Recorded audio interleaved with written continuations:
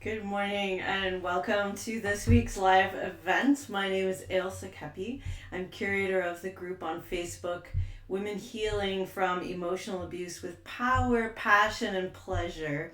And I'm also here on YouTube for those of you joining me on YouTube.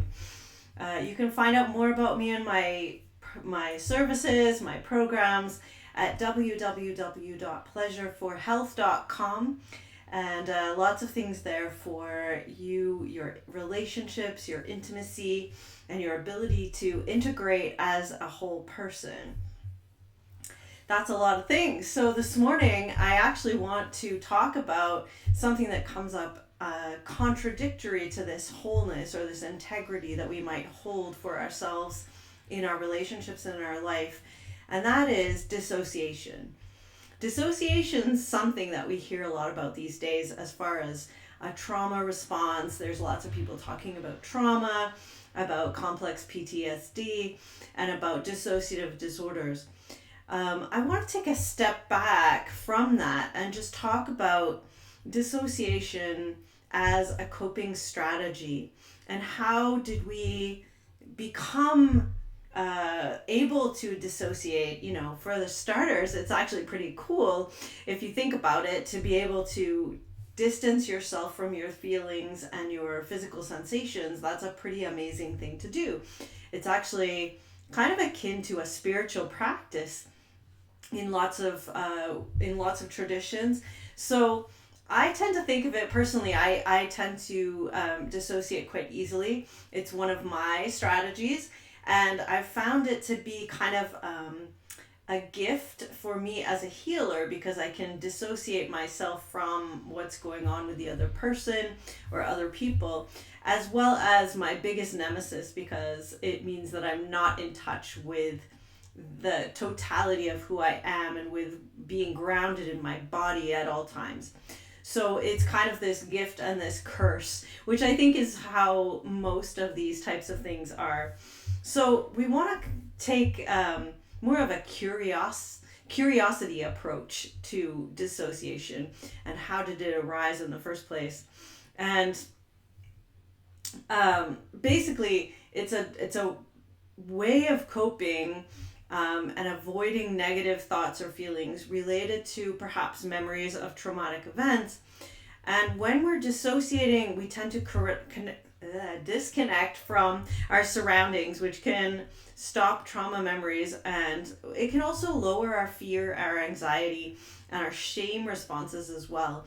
So it actually helps us not get emotionally flooded with too much feeling and overwhelmed in a situation, which honestly is a good thing. And I have been complimented on my ability to stay calm in situations with my 4 children, for instance.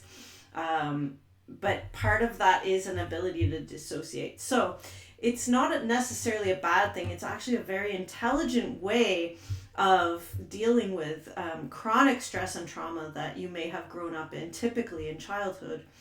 But we tend to develop different amounts of dissociation. Now, I'm not saying that people with serious dissociative disorders should welcome that and not try and work on it. I think to me, everything is about choice.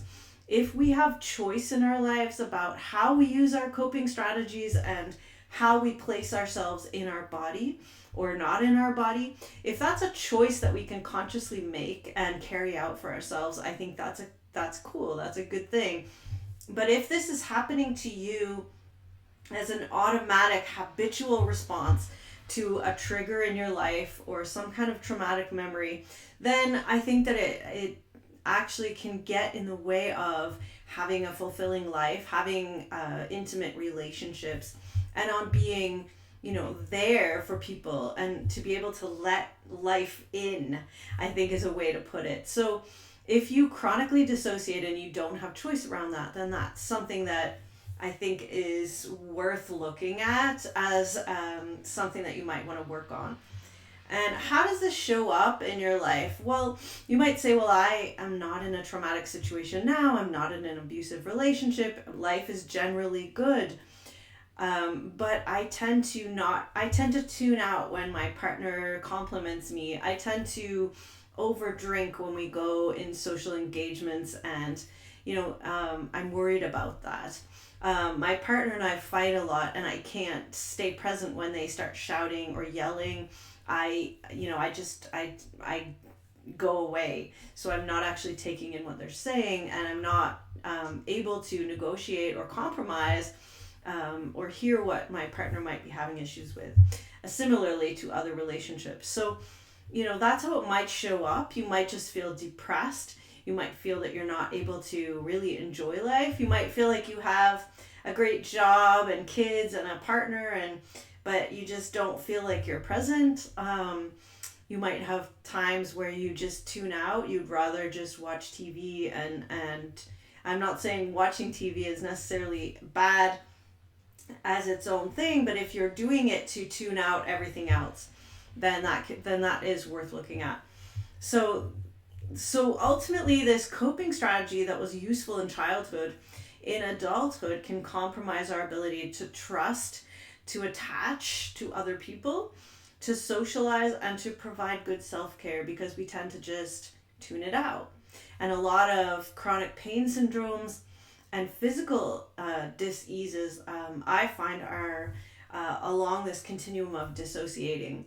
I've seen people with chronic pain just not feel their body because it's painful, and they can dissociate quite well. And that in and of itself leads to more pain and more dissociation until it becomes this cycle. And at some point, perhaps the pain just leaks through your coping strategy, and you end up feeling completely overwhelmed with pain.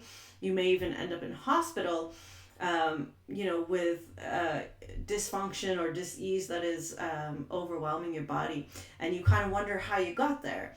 So it's a little bit like, when you're driving somewhere and, you get on the freeway and suddenly, you're 20 exits down the freeway and you don't know how you got there. That kind of dissociation that you've got from point A to point B, but you can't remember the in-between part, that can happen on a continuum of levels, including we can kind of forget big chunks of our life, which, to be honest, is not so fun if we're actually trying to be present to people in our lives and to ourselves, and to, have a worthy and intentional, consciously lived life. And no judgment if that's not for you. If you like the fact that you can dissociate, that's great. And if it keeps you safe, that's awesome. But if you find that you're at a stage now where you want to explore choice and be curious about what's possible, this might be a really interesting time to look at this particular strategy. So for trauma survivors, the act of deepening relationships in a healthy way can be particularly difficult. And this is where I work with people a lot, is the chronic dysfunctional patterns that come up from perhaps early childhood, perhaps later on, but emotionally abusive particularly, but other traumas as well, can cause us to have dissociative patterns. And this can stop us from having the kind of intimate relationships we really want.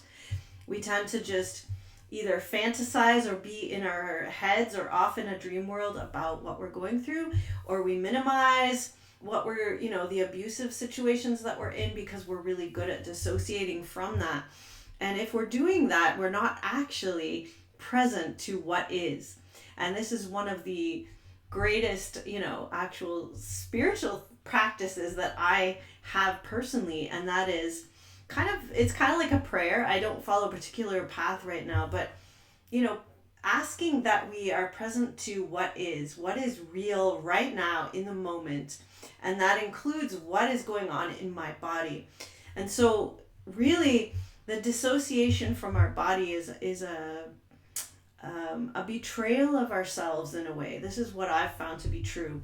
And when I dissociate from my body, I've left my body behind to endure whatever is going on to my body or with my body or in life, and I've gone off somewhere else. And so I personally wanted to bring that back together. I wanted to bring back my psyche, my emotions, my feelings into my body, because what I was noticing was that I have a current partner who's wonderful, and we actually met during somatic training.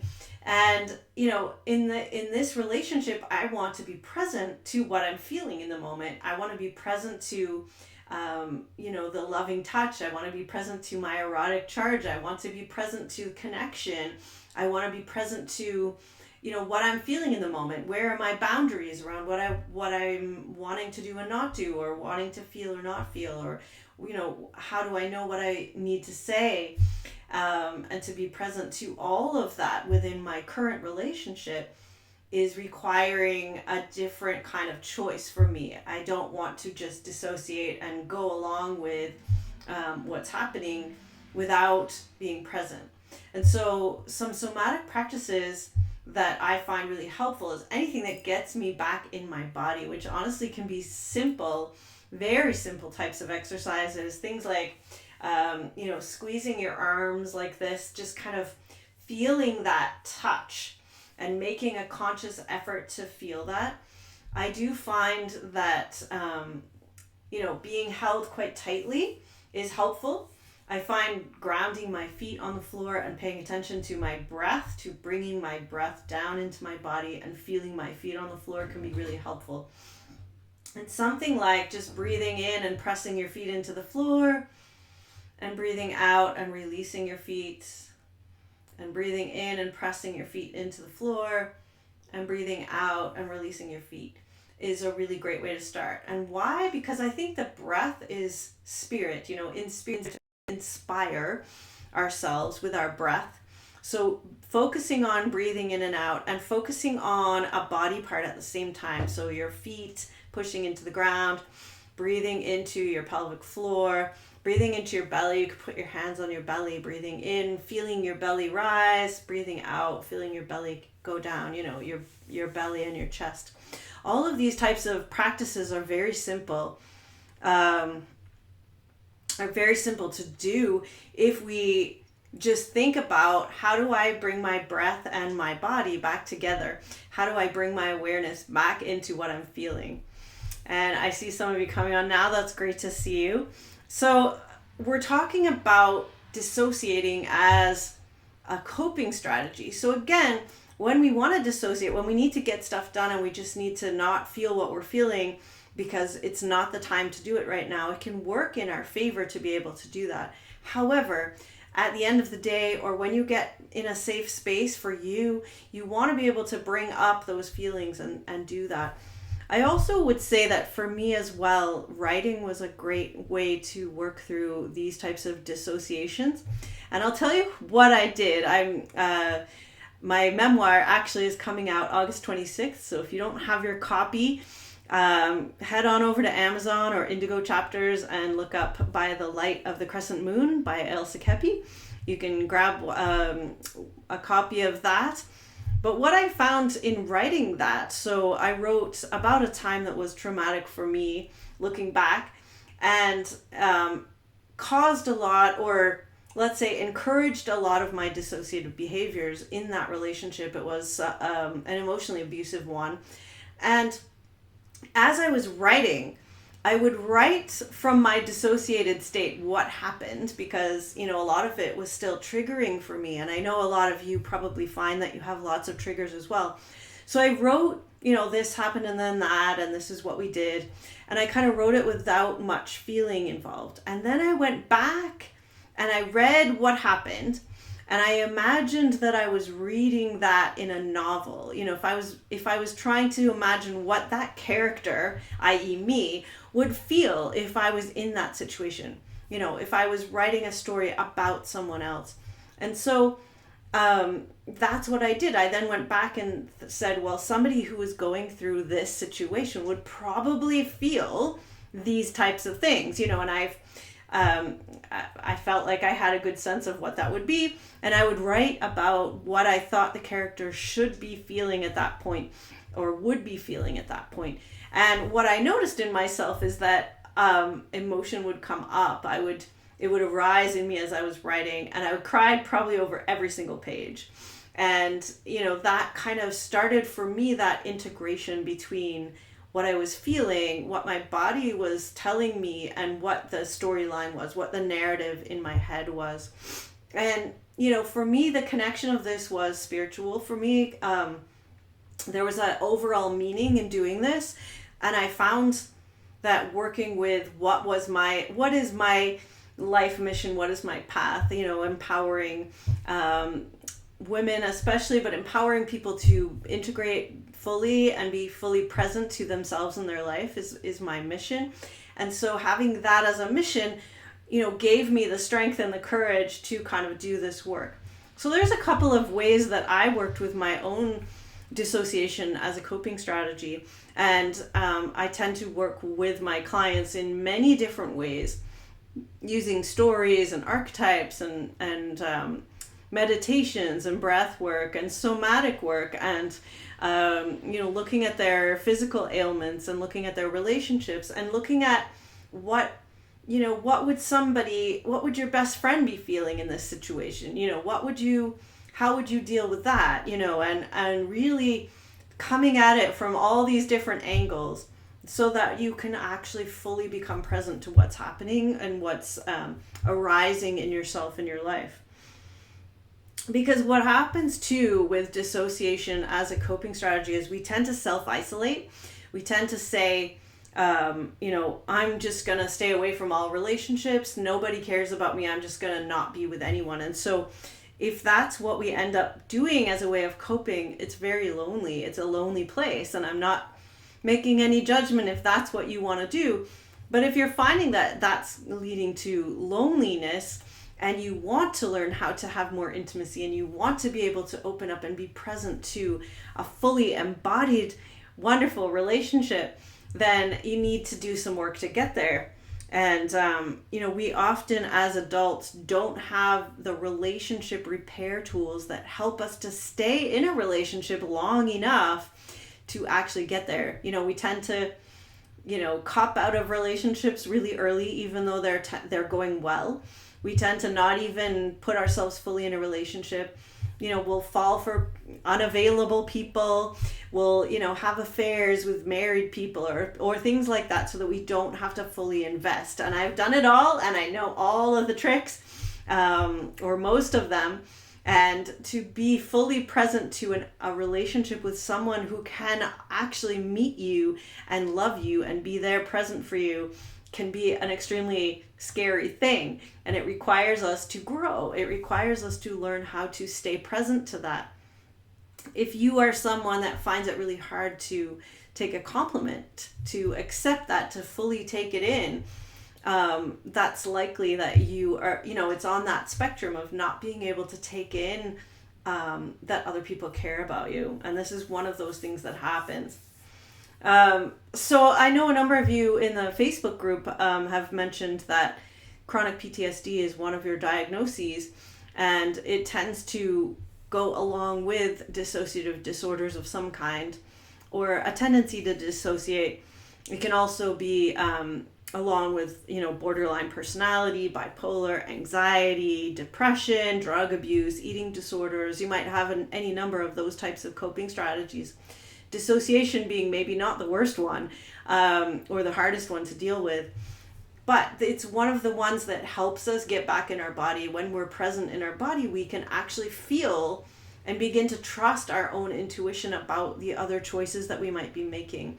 Because honestly, if you have had a lot of trauma and someone says, well, just ask for help when you need it, that's really difficult for someone to do if they're used to basically annihilating their own selves when everything's difficult, and they basically have no needs or wants and don't know what they are. It's very difficult. Like, you don't even realize you need to ask for help. All you know is you're feeling depressed or down or tired or exhausted or in pain, or just not really present at all. And so those are some of those symptoms. You have to actually realize these are symptoms of trauma or abuse, and that they can be worked with, that you can come forward. And, as I tell the women and the people that I work with in my programs, it's something that you want to think about when you're working with someone. You can use this relationship, this therapeutic relationship, as a way to practice, to practice being present. And I'll tell you a story about a client of mine who actually, we want to practice this relationship rupture and repair that we never got to do growing up because we just dissociated. It was too scary. We had to just annihilate or not have any of our own needs.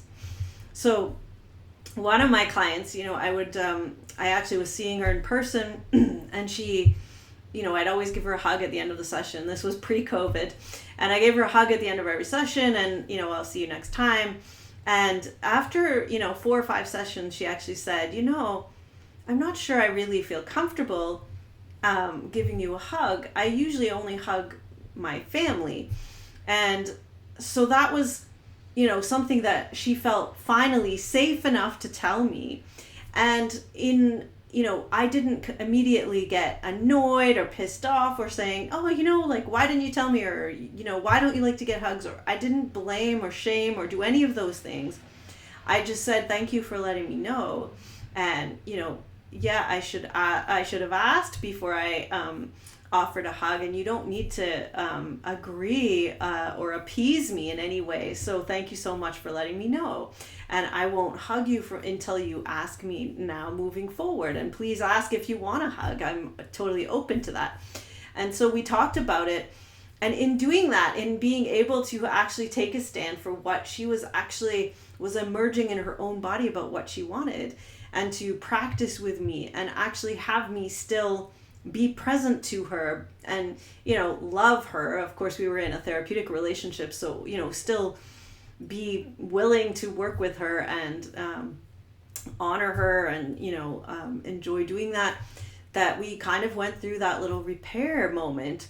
And this in and of itself is super healing for people, everyone really, but especially people with that dissociate, because they haven't, they tend to just go away and then they're gone. And so to be able to stay present and work through something that's a little bit grindy, it's a little bit difficult, and actually come to realize that the relationship is now closer, that you're actually more present to this person and they're more able to be there for you because you've shared, because you've stayed present to that and you've repaired that rupture.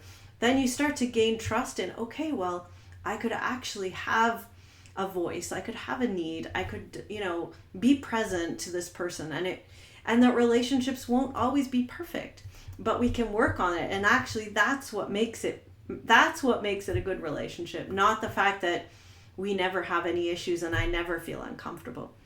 So, dissociation as a response to stress caused by trauma can also increase the risk of re-victimization.